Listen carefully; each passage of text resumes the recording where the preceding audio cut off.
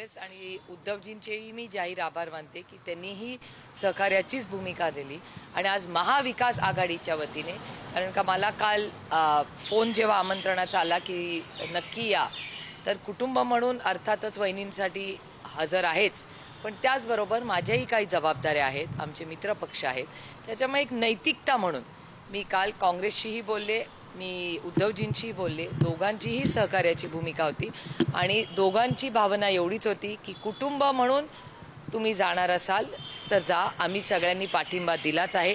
त्याच्यामुळे महाविकास आघाडीच्या वतीनेही शुभेच्छा मी देईनच, कारण का आम्ही सगळ्यांनीच त्यांना सहकार्याची भूमिका, यामुळे हे इलेक्शन बिनविरोध व्हावं ही काँग्रेसचीही भूमिका आहे, ही उद्धवजींचीही भूमिका आहे आणि राष्ट्रवादी काँग्रेस पक्ष शरदचंद्र पवारांचीही आहे. त्याच्यामुळे महाविकास आघाडीच्या वतीने आमच्या सगळ्यांचं एक मत आहे की ही इलेक्शन बिनविरोध व्हावी आणि आम्हाला सगळ्यांनाच वाटलं होतं की मतदान होणारच नाही. म्हणजे आम्हाला जेव्हा आम्ही सगळ्यांनी पाठिंबा दिला तेव्हा आम्हाला वाटलं होतं की बिनविरोध होईल, त्याच्यामुळे मतदानाची वेळ येईल असं आम्हाला कधीच वाटलं नव्हतं.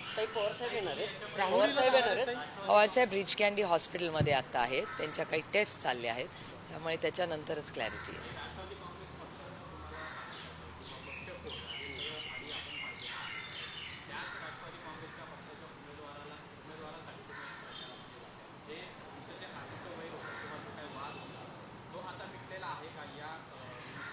एकतर माझे कुणाशीच, म्हणजे मी हे भारतीय जनता पक्षाबद्दलही बोलते की माझे मतभेद आहेत, कालही होते, आजही आणि उद्याही राहतील, पण माझे मनभेद कुणाशीच नाही. काही गोष्टी जबाबदारी म्हणून आयुष्यात करायच्या असतात. आज महाविकास आघाडी बिनविरोध पाठिंबा आम्ही वहिनींना महाविकास आघाडी म्हणून आम्ही दिलेला आहे, तो दादाला श्रद्धांजली म्हणून दिला आहे. हे तुम्हाला विसरून चालणार नाही. माझा भाऊ गेला आहे आणि दादाचा, म्हणजे मला दादाच्या केसमध्ये बाय इलेक्शन येईल असं, म्हणजे कुणाच्याच बाबतीत, हा माझा भाऊ किंवा माझा दादा म्हणून नाही, पण कुणाच्याच आयुष्यात बाय इलेक्शन येऊ नये. पण त्यातून दादाचं हे दुर्दैवी, दादाचं वय काय होतं 66, हे काय वय आहे? म्हणजे हसत खेळत तुम्ही सगळ्यांनी दादाला, दादाचा उत्साह, दादाची एनर्जी ही सगळी आपण सगळ्यांनीच इतके वर्ष एकत्रपणे पाहिलेली आहे आणि ज्या पद्धतीने, म्हणजे आजही अंगावर काटा आहे. तो सकाळी तो 8:30 वाजता 8:40-50ला काय तो फोन आला होता विमान पडलं म्हणून, तो दिवस आणि आजचा दिवस, अनेक वेळा असं वाटतं की दादा खरंच गेलाय का. म्हणजे मला विचाराल तर ते न पाहिल्यामुळे कधी कधी असं वाटतं की दादा खरंच गेलाय का नाही, अशी एक भावना मनात येते. मला एक क्लोजर ज्याला म्हणतो तो क्लोजरच आला नाही. म्हणजे तो शेवटचा एक फोन, त्याच्याशी त्याची ती भेट, त्या गोष्टी मनात राहतात आणि ते विमान पडलं कसं, दादा केला कसं, एक स्प्लिट सेकंडमध्ये सगळंच संपलं. काही बारामतीची एक राजकीय परंपरा आहे, मात्र काही सांगता सभा दुसऱ्या मैदानावरती आहे. दादा गेल्यानंतर 2 राष्ट्रवादी फुटबॉलनंतर 2 वेगवेगळ्या सभा झालेल्या आहेत. नवीन काही राजकीय ध्येय अजेंडा नेतृत्व तयार करण्यासाठी ही विजयी सभाच्या ठिकाणी सांगता सभा घेतली जाते. मी तुम्हाला सांगू, मला ह्या प्रश्नाची कुठलीच उत्तरं माझ्याकडे नाहीत. याचं कारण आमची सभा नेहमी त्या एका जुन्या ठिकाणी असं खाली बसून एक असायची. म्हणजे मला जेव्हापासून आठवत आहे तिथे एक छोटंसं स्टेज, घरगुती तो कार्यक्रम, बाबा सगळ्या म्हणजे सगळं इलेक्शन संपून यायचे एक सभेला, एक भाषण करायला, बाकी प्रचार सगळे कार्यकर्ते प्रेमाने आणि उत्साहाने करायचे. तशीच परंपरा ती दादानीही ठेवली.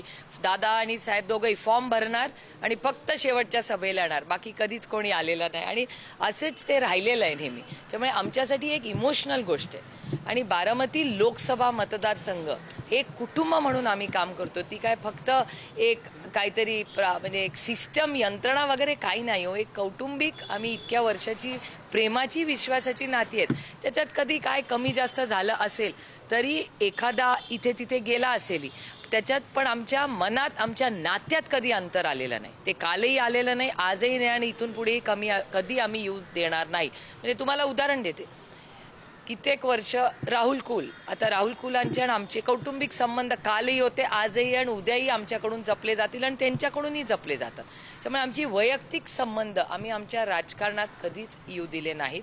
आणि जेव्हा विकासाचा विषय येतो तेव्हा आम्ही कधीही या मतदारसंघात, मी स्वतः 20 वर्ष लोकप्रतिनिधी म्हणून काम करते, कधीही आम्ही पक्ष येऊ दिलेला नाही. इलेक्शनमध्ये टोकाची भूमिका एकमेकाच्या विरोधात बाळगू, जोरात लढू, पण एकदा निवडून आल्यानंतर आम्ही सगळे आमच्या भागाचा विकास आणि लोकांची सेवा एवढंच करून आम्ही सगळे एकत्र मिळून काम करतो.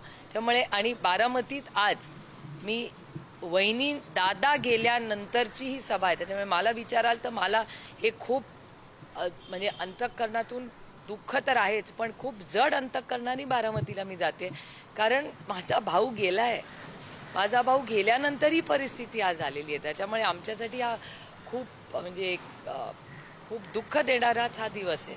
महिला आरक्षणावरून तुम्ही काल म्हणले ममता बॅनर्जी देऊ शकतात, मोदी का नाही, तर चंद्रकांत पाटील असे म्हणतात ते तुमचं अज्ञान आहे, कारण स्थानिक स्वराज्य संस्थेत आम्हीही देतोय, विधानसभेत लोकसभेत देताना त्याला ठराव मंजूर करावा लागेल बहुमताने. त्या आणि मुख्य म्हणजे तुमचेच नेते म्हणजे उद्धव ठाकरेंचे जे माजी खासदार होत्या प्रियंका चतुर्वेदी असतील, किरण बेदी, या कुठं राजकीय आहेत, त्याने फक्त हा जो सगळा आहे तो आक्रोश मोर्चा आहे महिलांचा, जो विरोधकांसाठी, असं त्यांचं म्हणणं. नाही ठीक आहे, ते खूप वरिष्ठ नेते आहेत, त्याच्यामुळे त्याच्यावर मी काही बोलणार नाही. आणि माझ्यावर जे संस्कार झालेत, आपल्यापेक्षा वयाने आणि पदाने एखादा माणूस मोठा असतो, त्याच्यावर आपण काही बोलायचं नसतं.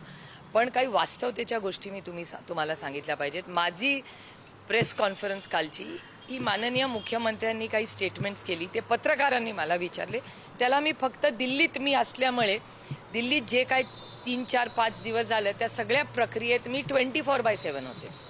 आणि माननीय मुख्यमंत्री असं म्हणाले की 33% आरक्षण देऊ शकतो, पण आपण पक्षात देऊ शकत नाही. त्याचं कारण मग समोर पुरुष उभा राहिला तर वगैरे असं काहीतरी ते बोलले.